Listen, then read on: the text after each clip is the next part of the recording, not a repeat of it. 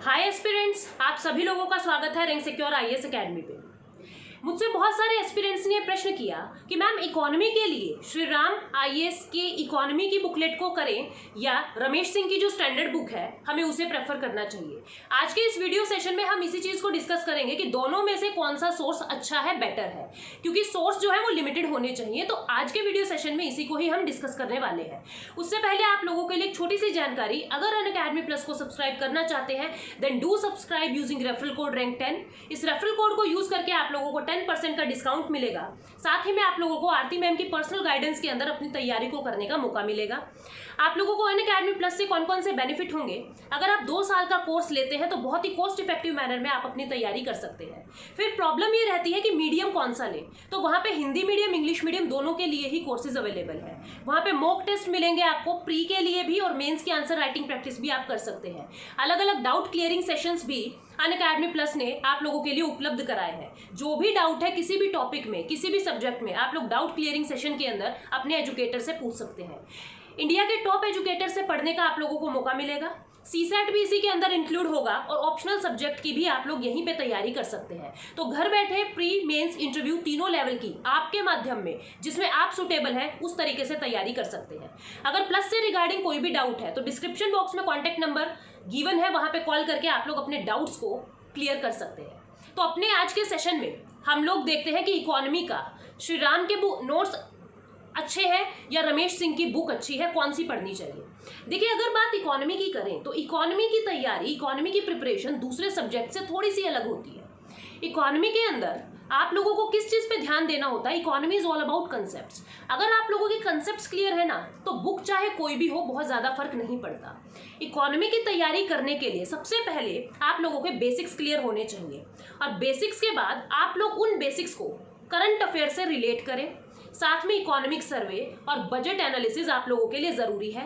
अगर आप ये basics plus current affair plus economic survey and budget ये चीजें आप कर लेते हैं तो आपका प्री मेंस और इंटरव्यू तीनों लेवल की तैयारी समाप्त हो जाती है। तीनों लेवल की तैयारी सिर्फ इसी में ही आ जाएगी। अब बात ये आती है कि बुक कौन सी करें, बेस कहाँ से करें, श्री राम से करें या फिर रमेश सिंह की बुक से करें।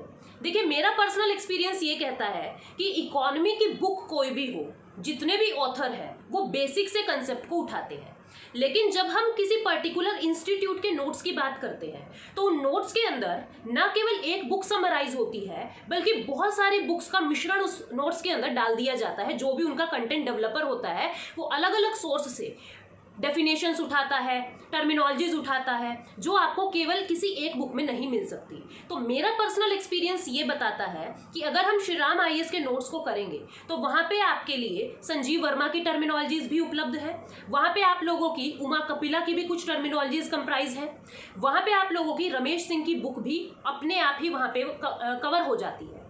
ठीक है, तो अगर आप श्री राम आईएएस के नोट्स को करना चाहते हैं, मैं अपना सेशन भी चला रही हूँ। रोजाना दिन में 12:30 हम लोग श्री राम आईएएस के नोट्स को डिस्कस करते हैं और अब हम एक्सटर्नल सेक्टर पे पहुंच भी चुके हैं। उम्मीद भी ये कर रही हूँ कि आप लोगों के बेसिक्स क्लियर हो रहे हैं, क्योंकि मेरा मकसद भी यही है कि मैं लाइन टू लाइन ना पढ़ा के आप लोगों को बेसिक्स क्लियर करूँ, बेसिक कंसेप्ट क्लियर करूँ। अब देखो क्या बेनिफिट है अगर आप श्री राम आईएएस की बुक्स को फॉलो करते रहोगे। पहली चीज तो सभी बुक्स जो है उसके अंदर कंप्राइज्ड है। दूसरा, जब आप कंपेयर करोगे ना तो श्री राम आईएएस के नोट्स के अंदर प्री के साथ साथ मेंस के फोल्डर पॉइंट भी अवेलेबल है। और जो नोट्स होते हैं किसी भी इंस्टीट्यूट के, स्पेशली श्री राम आईएएस के जो नोट्स हैं इकोनॉमी के, उसको एवरी टॉपर ने अपनी बुक लिस्ट के अंदर मेंशन किया हुआ है। तो यहीं से उसकी इंपॉर्टेंस का पता लग जाता है कि कितने इंपॉर्टेंट हैं ये नोट्स। दूसरी चीज, बहुत सारी बुक्स का इसके अंदर मिश्रण है, जैसा मैंने आपको पहले भी बताया। तीसरी चीज, मेंस का फोल्डर पॉइंट भी इसके अंदर आप लोगों को मिल जाएगा। और चौथी चीज, जो ये नोट्स होते हैं वो every year content developer develop करता है।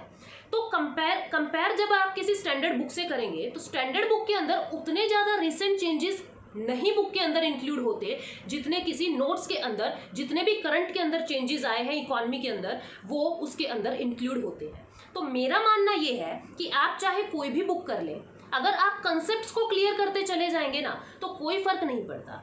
और अगर आप श्री राम आईएएस इकोनॉमी के नोट्स को कर रहे हैं, सपोज कि आपने उसको फॉलो किया है। और फिर आपके दिमाग में अगर भ्रम रह जाता है कि क्या मैंने रमेश सिंह का कुछ मिस कर दिया है, तो ये मेरी पर्सनल गारंटी है, आप उन नोट्स के बाद उस बुक को पढ़ के देखना, आप लोगों के 5 से 7 डेफिनेशंस ऐसी होंगी जो अलग है। लेकिन बहुत सारी, अगर आप रमेश सिंह की बुक को कर लेंगे, उसके बाद अगर आप श्री राम के नोट्स को देखेंगे तो बहुत सारी ऐसी चीजें हैं जो आपको नहीं लगेंगी। तो मेरा पर्सनल एक्सपीरियंस यही बताता है कि अगर आप श्री राम आईएएस के नोट्स को फॉलो करेंगे तो उसमें न केवल रमेश सिंह बल्कि और भी बहुत सारी बुक्स जैसे संजीव वर्मा, जैसे एनसीईआरटी, वो सब कंप्राइज हो जाएंगी। अब इकोनॉमी की बुक के अंदर ना सारे जो वर्ड्स हैं वो बहुत टेक्निकल होते हैं। उन टेक्निकल वर्ड्स को ईजी करने के लिए मैं आप लोगों का सहयोग कर रही हूँ। आपने देखे भी होंगे मेरे सेशन, और जिसने नहीं भी देखे उनको भी मैं ये एडवाइस करूंगी कि एक बार मेरे सेशंस को देखिए और फिर देखना आप लोगों के बेसिक्स जो है वो कैसे क्लियर होते हैं। ऐसे ही और इंफॉर्मेटिव सेशंस के साथ आगे मिलते रहेंगे। Thank you so much.